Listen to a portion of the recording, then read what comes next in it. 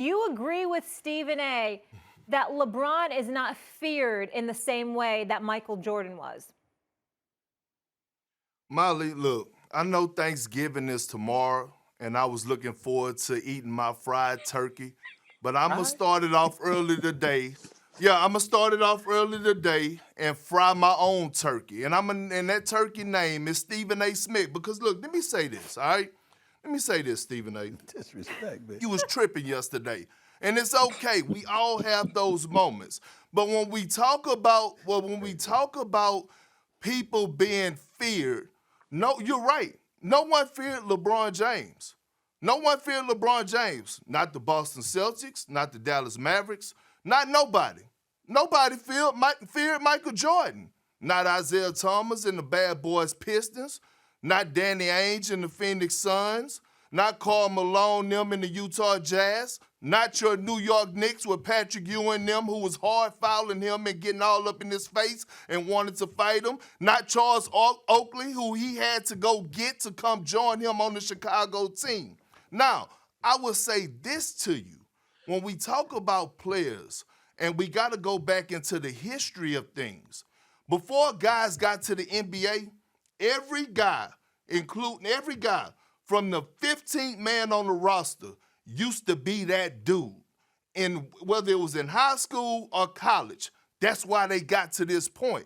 And I say that because you don't have fear when you're that dude, because trying to get to the NBA, you gotta go against certain competition. You can't have fear. You gotta beat the man in order to get to that level.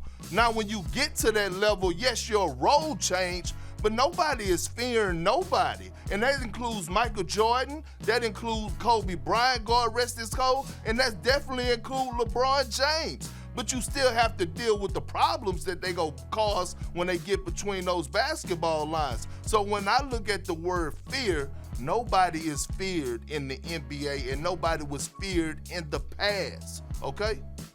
Well, first of all, a couple of things. Number one, and I'm being very, very serious here because I understand it's a delicate subject when you talk about something like that. I would tell you that I'm always going to defer to players. You played, I didn't. J.J. Redick played, I didn't. Okay, so because of that, being in the NBA and having LeBron James as an opponent, I will openly confess, in all likelihood, you know more than I do.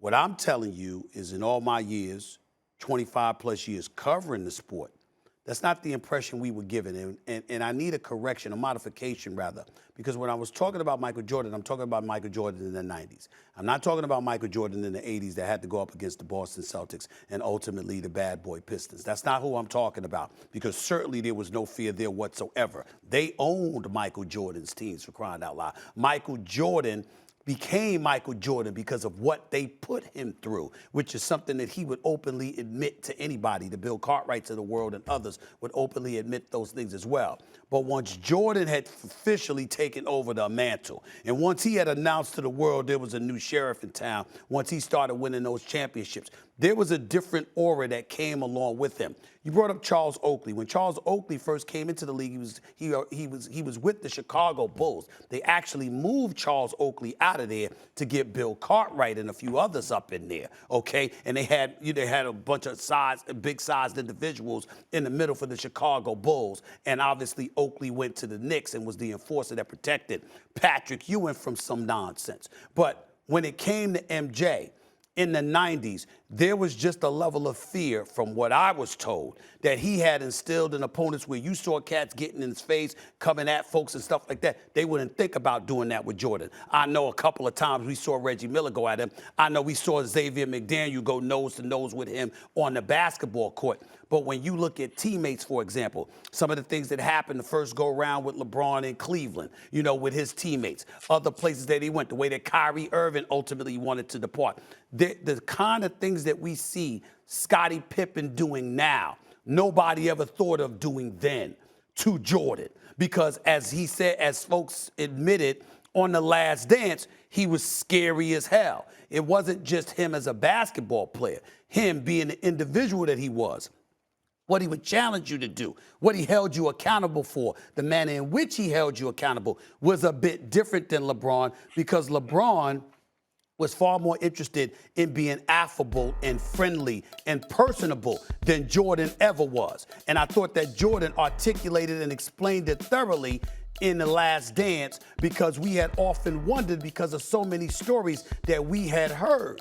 We don't have time to get into it, but if you look at some of the elements and increments that you peel from The Last Dance, where he admitted how he was and why he was that way, and then you see Will Perdue and others speaking, B.J. Armstrong and others speaking to the level of intimidation that Jordan had basically implemented to teammates and opponents. That's where the difference that I'm talking about. That's something that LeBron hasn't had, that level of fear that he instilled in other people. That's all I was talking about. I certainly wasn't trying to imply that LeBron James wasn't as respected on the basketball court because of his greatness, because I know better. Go, Swaggle. Go ahead, Perk. Well, Stephen. Either way. Well, Stephen A. Hold on. Let me say this real quick.